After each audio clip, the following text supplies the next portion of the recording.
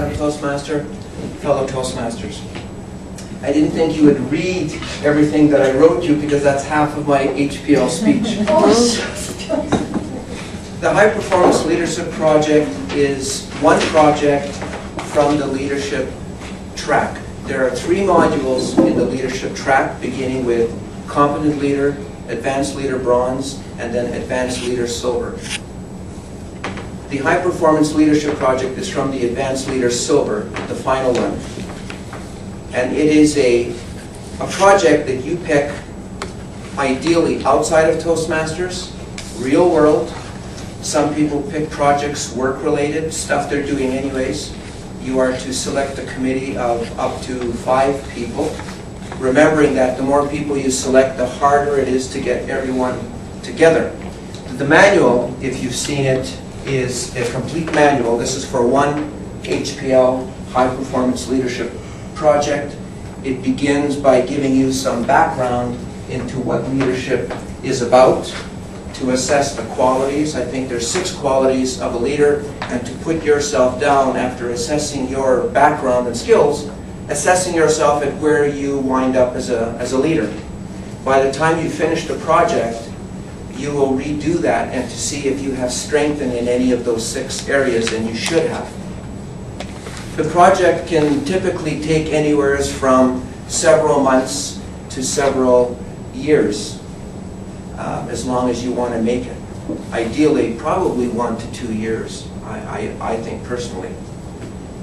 And it's nice to take it outside of the club, because the true leadership skills that a person learns within Toastmasters won't do you any good if you can't apply it out in the real world. Whether it's your family, whether it's your church, whether it's your social network, whether it's your work, and perhaps your self-employment role. It's funny how this all started, because it started a long time ago. Growing up in West Central Manitoba, in a town of 400 people, where the season could encompass 5 months of winter, you begin to rely on AM radio, which is what we had, connected to a station 60 miles away.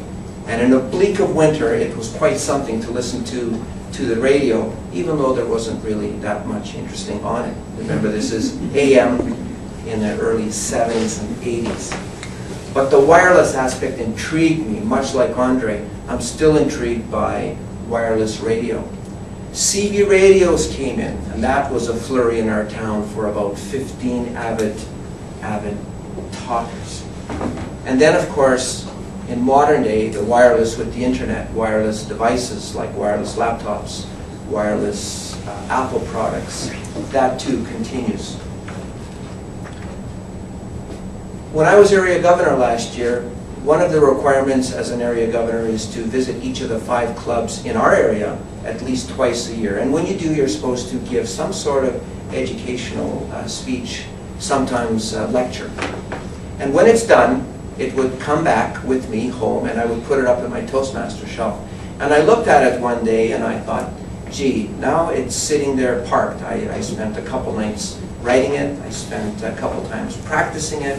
I delivered it once, maybe twice, and now it's parked on the shelf, will never be used again. And I thought, wouldn't it be nice if I could just put it out somewhere in some medium one more time where it can sit and collect dust, but still have the potential for somebody to listen to it. And having this interest in radio that I've never had a chance to explore, I thought, why not tie it into a podcast? So last year in January of 2009, I started my TDK Talks TM podcast, which is geared to Toastmasters from new to 2 to 3 years of membership, newer members, and strictly educational, running roughly 15 minutes in length. But that encompassed a lot of extraneous work that I didn't originally contemplate. It was the design of the website. It was the design of the blog site, which runs in parallel with it. There's the subscription service that I had to hook up to with iTunes and Microsoft's equivalent, Zune. And also you can listen to it right off the podcast site off your PC.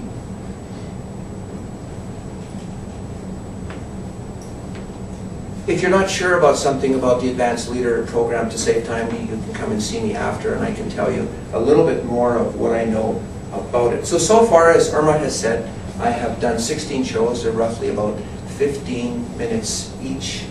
I've interviewed the international president last year in Saskatoon for about 15 minutes. I was a little nervous because that was my first big interview.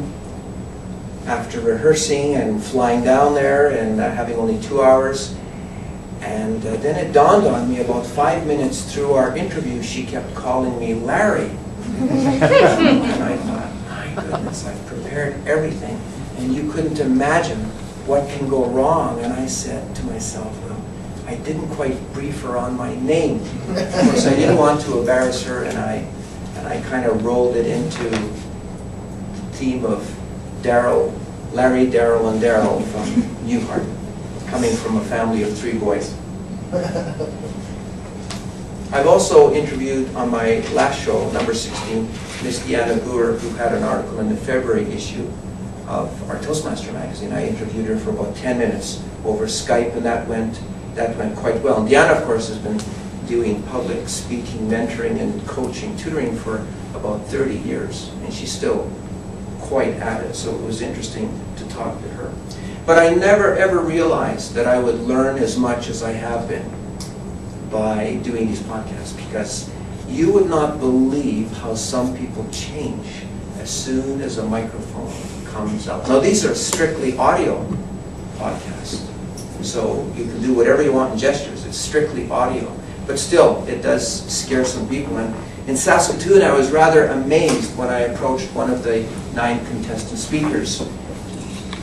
The person competed, I don't know how many times at that level. There were 9 competitors. I got each one of the 9 to give me 1 or so minutes, 1 minute of just, after they're done, of course, of how they felt they did, just last minute feelings, how they did, their vibes, anything.